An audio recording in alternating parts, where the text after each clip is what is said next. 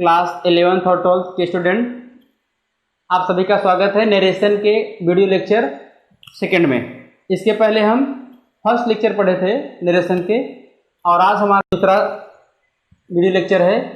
पहले लेक्चर में हम यहाँ तक की बातों को जाने थे, एक बार हम फिर से रिवाइज करा देते हैं आपको। हमने पिछले वीडियो में जाना था कि स्पीच में रिपोर्टिंग स्पीच और रिपोर्टेड स्पीच दो सेंटेंस होते हैं। पहले सेंटेंस में स्पीकर और लिसनर और दूसरे सेंटेंस में स्टेटमेंट होता है। स्पीकर और लिसनर को एक सेंटेंस और स्टेटमेंट का एक सेंटेंस, ये दोनों सेंटेंस होते हैं। मैंने आपको बताया था कि इस यानी रिपोर्टिंग स्पीच के सेंटेंस का स्ट्रक्चर होता है सब्जेक्ट प्लस वर्ब कामा, इनवर्टेड कामा में वह statement full stop. Second subject plus verb plus object, ये हमारा स्ट्रक्चर होता है और इसके साथ भी होता है एक स्टेटमेंट। फिर मैंने आपको बताया था कि इसमें वर्ब प्रेजेंट, पास्ट या फ्यूचर का हो सकता है और इनके साथ सेंटेंस जो होगा वो हमारे जो 5 तरह के सेंटेंस होते हैं उनमें से कोई भी एक सेंटेंस यहाँ पे स्टेटमेंट के रूप में हो सकता है। आज हम जानेंगे कि इस सब्जेक्ट के स्थान पर हमारा first person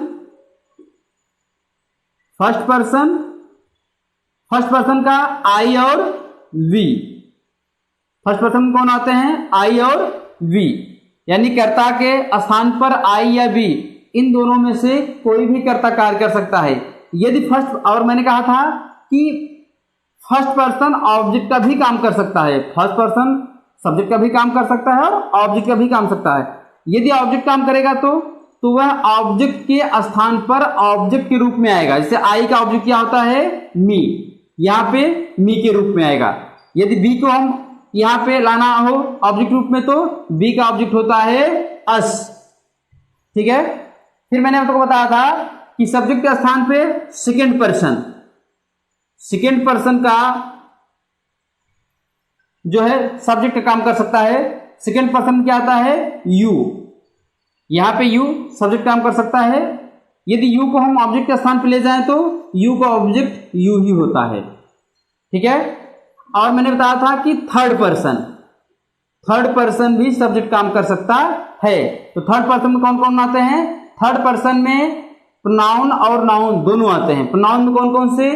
he, C, it, दे, या किसी का नाम, जैसे राम, राधा, श्याम, मोहन, किसी का नाम, तो ये थर्ड पर्सन सब्जेक्ट की प्लेस पे है। यदि इन्हें ऑब्जेक्ट प्लेस ले जाना पड़े तो ही का ऑब्जेक्ट क्या होता है? हिम, सी का हर, इट का इट, दे का देम, और राम का राम ही होगा। नाउन का ऑब्जेक्ट फॉर्म और सब्जेक्ट फॉर्म सेम होते हैं, बट प्रोनाउन का सब्जेक्ट फॉर्म और ऑब्जेक्ट फॉर्म अलग अलग होते हैं। तो हमने आपको क्या बताया कि यदि कर्ता के स्थान पर फर्स्ट, सेकेंड या थर्ड पर्सन में से कोई भी पर्सन कर्ता के स्थान पे आ सकता है, अर्थात कर्ता काम कर सकता है, चाहे वह आई हो, वी हो, यू हो, ही, सी, इट, दे, या कोई नाम हो जैसे राम, श्याम, मोहन, राधा एक्सेट्रा। फिर मैंने कहा अगर इन्हें ऑब्जेक्ट की प्लेस लाना हो तो मैंने ये भी बताया था पिछले वीडियो में कि फर्स्ट, सेकेंड, थर्ड पर्सन में से कोई भी पर्सन ऑब्जेक्ट काम कर सकता है। तो मैंने बताया कि इन सब का ऑब्जेक्ट फॉर्म यहाँ पे आएगा। ये नहीं कि हम सीधा आई को लिखेंगे, यहाँ पे आई का ऑब्जेक्ट फॉर्म लिखेंगे। तो आई का ऑब्जेक्ट फॉर्म होता है मी, वी का अस, यू का यू, ही का हिम, सी का हर, इट का इट, दे का देम और राम का राम ही होगा। नाउन का सब्जेक्ट और ऑब्जेक्ट फॉर्म सेम होते हैं। ठीक है, यहां तक की बातों को हम समझ पाए। अब बात आती है प्रेजेंट, पास्ट और फ्यूचर वर्ब की। तो प्रेजेंट, पास्ट, फ्यूचर वर्ब क्या होता है? प्रेजेंट वर्ब मतलब जैसे से या सेज, ये प्रेजेंट वर्ब है।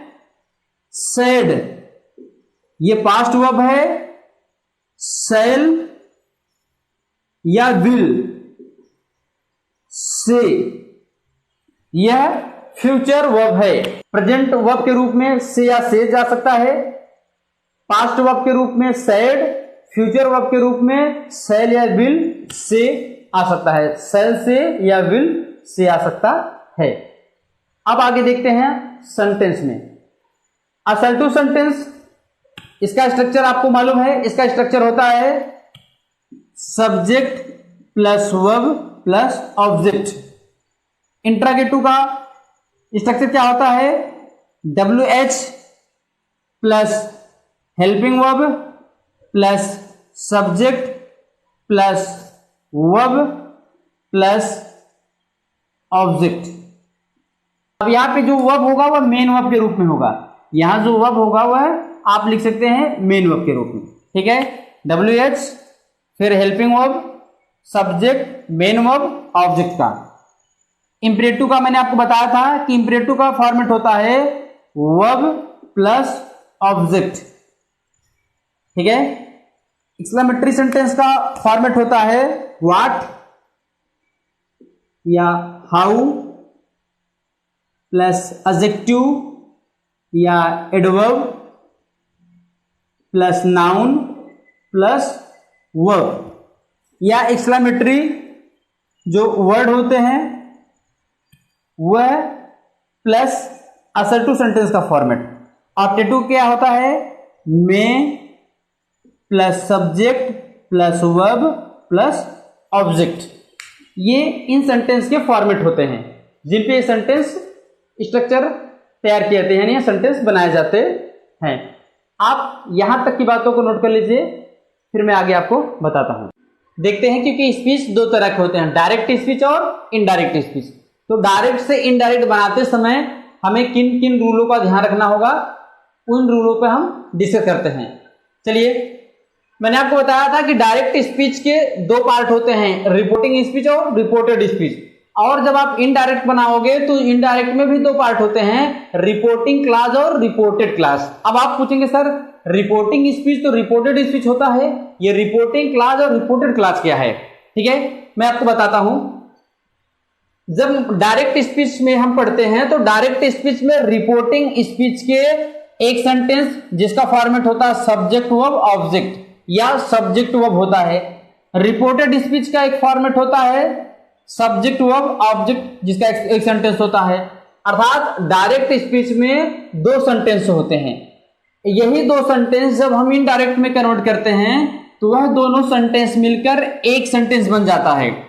और उन दोनों सेंटेंस को जोड़ने के लिए बीच में एक कंजंक्शन आता है जो दोनों सेंटेंसों को जोड़ देता है, और दोनों सेंटेंस जुड़ने के बाद वह एक सेंटेंस बन जाता है। लेकिन एक सेंटेंस बनने के बावजूद वह दोनों सेंटेंस दो क्लास में डिवाइड होता है।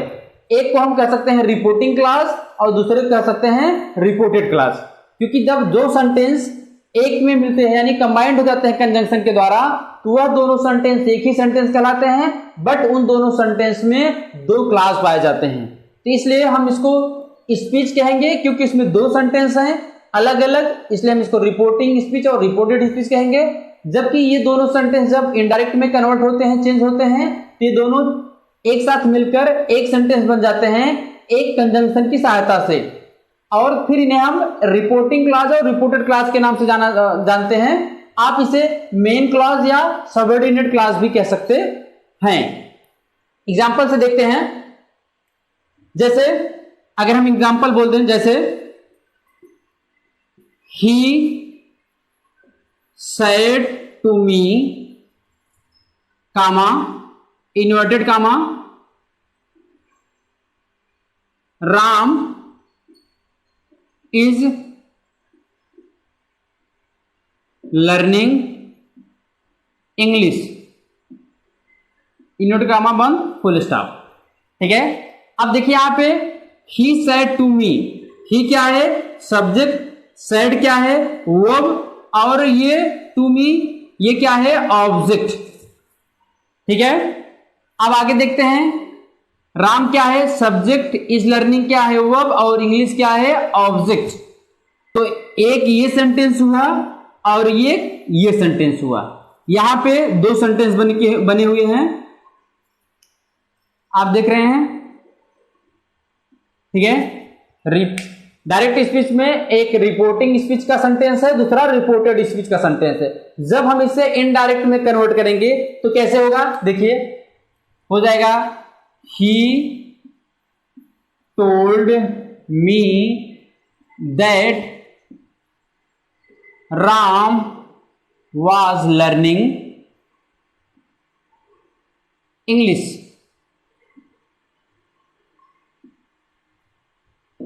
Full stop.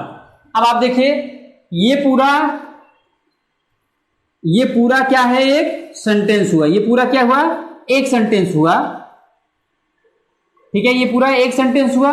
बट आप इसमें देखेंगे ये सब्जेक्ट है, ये वर्ब है, ये ऑब्जेक्ट है, दैट कंजंक्शन है, फिर Ram subject, was learning verb और इंग्लिश ऑब्जेक्ट।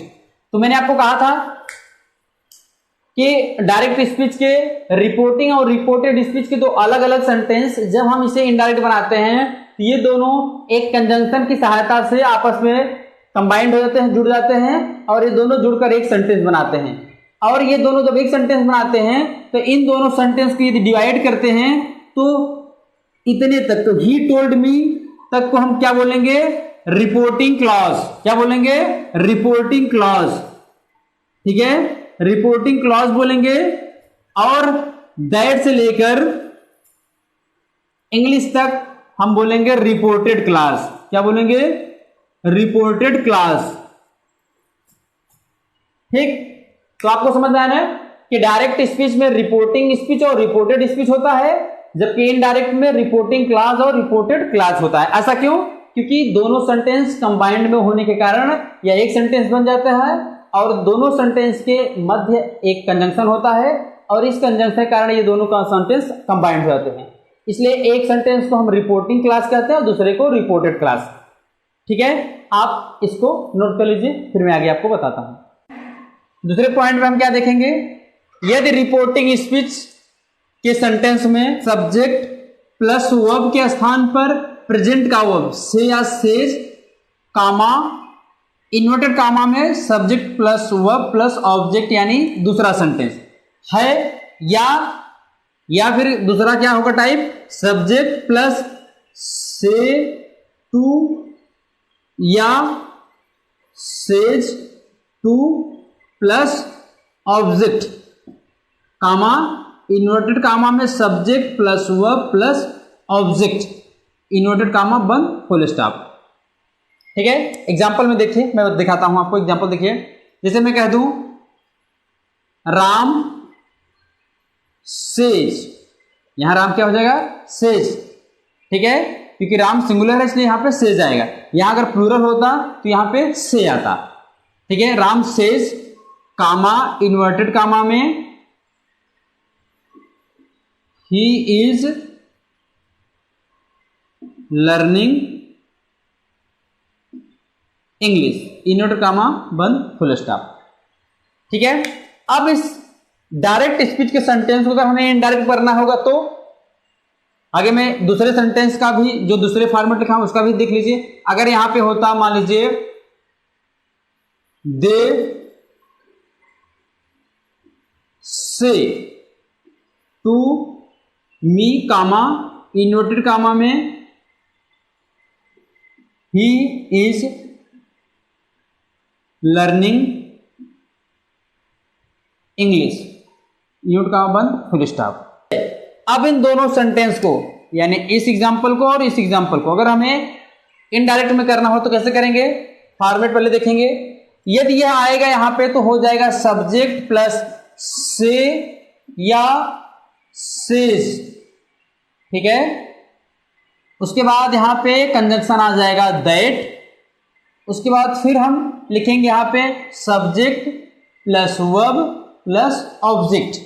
बट ये ध्यान रखना है कि यदि वाक्य में यानी रिपोर्टिंग यानी डायरेक्ट स्पीच के रिपोर्टिंग स्पीच में यदि वर्ब प्रेजेंट का रहा, वर्ब किसका रहा, यदि प्रेजेंट का, वर्ब यदि प्रेजेंट का रहा, ठीक है, तो इनडायरेक्ट बनाते समय रिपोर्टेड स्पीच के सेंटेंस में सब्जेक्ट तो चेंज होगा but verb no change, verb change नहीं होगा और ऑब्जेक्ट भी चेंज होगा। अर्थात यदि रिपोर्टिंग स्पीच का जो सेंटेंस है, यदि उसके वर्ब में प्रेजेंट का वर्ब से या सेज है या सेज टू है, तो इनडायरेक्ट बनाते समय यहां पर क्या होगा, सब्जेक्ट प्लस, अब अगर सेज टू या से टू है तो यहां हो जाएगा टेल या टेल्स, उसके बाद ऑब्जेक्ट प्लस दैट, फिर subject plus verb plus object. ठीक वही चीज होगा कि सब्जेक्ट चेंज होगा, वर्ब नो चेंज, ऑब्जेक्ट भी चेंज होगा। ठीक है, ऑब्जेक्ट भी चेंज होगा। मैं ये दो फॉर्मेट जो यहां पे लिखा था पर दूसरे में, उन्हीं का दोनों बताया। यदि यहां पे सब्जेक्ट है से सेज, ऑब्जेक्ट नहीं है, कामा इन्वर्टेड कामा में वह सेंटेंस है, तो उसको इनडायरेक्ट कैसे बदलेंगे, सब्जेक्ट आएगा, फिर से या सेज आएगा, फिर उसके बाद इन्वर्टेड कामा को हटाने के लिए हम यहां क्या लगाते हैं, कंजंक्शन दैट, क्योंकि इन दोनों सेंटेंसों को जोड़ना है। उसके बाद फिर ये वाला सब्जेक्ट वर्ब ऑब्जेक्ट पूरा आएगा, लेकिन ये क्योंकि यहां चेंज करना है तो यहां पे जो सब्जेक्ट आएगा, ये सब्जेक्ट यहां पे जो आएगा वह चेंज हो जाएगा, लेकिन जो ये वर्ब यहां पे आएगा वो चेंज नहीं होगा। ये ऑब्जेक्ट जो यहां पे आएगा वह भी चेंज होगा। कैसे, एग्जांपल यहां पे जो हमने लिखा था, Ram says he is learning English, इसको करेंगे तो कैसे करेंगे, देखिए हम लिखेंगे राम सेज दैट। अब यहां पे सब्जेक्ट चेंज होगा, तो सब्जेक्ट यहां पे क्या है, ही किसके अनुसार चेंज होगा, इस सब्जेक्ट के अनुसार। ध्यान क्या हमें देना है कि रिपोर्टिंग स्पीच का जो सब्जेक्ट और ऑब्जेक्ट है उसी के अकॉर्डिंग रिपोर्टेड स्पीच का सब्जेक्ट ऑब्जेक्ट चेंज होगा। अर्थात रिपोर्टेड स्पीच का सब्जेक्ट इस सब्जेक्ट के अनुसार चेंज होगा, यहां पे जैसा सब्जेक्ट होगा वैसा यहां पे सब्जेक्ट इनडायरेक्ट बनाते समय आएगा, और ऑब्जेक्ट जो यहां पे जैसा है वैसा ऑब्जेक्ट इसके अनुसार आएगा। अर्थात आगे देखिए मैं समझाता हूं आपको, राम सेज दैट, अब यहां पे सब्जेक्ट क्या है, ही, और राम क्या है, थर्ड पर्सन, ही भी थर्ड पर्सन है, इसलिए यहां पे ही आएगा, ही। अब हमने क्या कहा था कि वर्ब चेंज नहीं होगा, यहां वर्ब क्या है, ये वर्ब है, ये सब्जेक्ट है और ये ऑब्जेक्ट है, ये दोनों चेंज हो जाएंगे बट वर्ब चेंज नहीं होगा। हो क्या जाएगा, Ram that he is learning English. अब इंग्लिश चेंज नहीं होगा, ठीक है।